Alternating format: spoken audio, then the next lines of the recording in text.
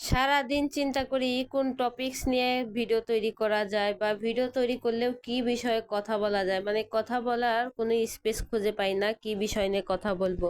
তো এইটা আবার চিন্তা করতেছি আর বলতেছি যে কি বিষয় নিয়ে কথা বলবো, এত কথা কি বলা যায়, প্রতিদিন কি ভয়েস দেওয়া যায়। তো এই নিয়ে কিন্তু চিন্তা করতে করতে ভিডিওই আপলোড করা হয় না দিন শেষে। তো মেয়ের বাবা বলতেছে যে এই গাছটা কেনার পরে তুমি আমার যে কথা শুনাইছো, এই কথা বললেই তো তোমার 5টা 10টা ভিডিওর ভয়েস দেয়া হয়ে যায়। এক নিঃশ্বাসে তুমি যেই কথাগুলো শোনাইছো, আসলে বাসায় নাই বেলকুনি, তারপরেও সে গাছ নিয়ে আসছে। এই গাছগুলা কই রাখি, গাছ রাখার কিন্তু কোনো জায়গাই নাই বাসায়। তো সে বলতেছে যে গাছ রাখার জায়গা নাই, আবার তো মাঝে মধ্যে বলো যে কিছু ছোটখাটো গাছ নিয়ে আসলে তো ঘরের মধ্যে রাখা যায়, যেহেতু এই সাইড দিয়ে রোদ আসে।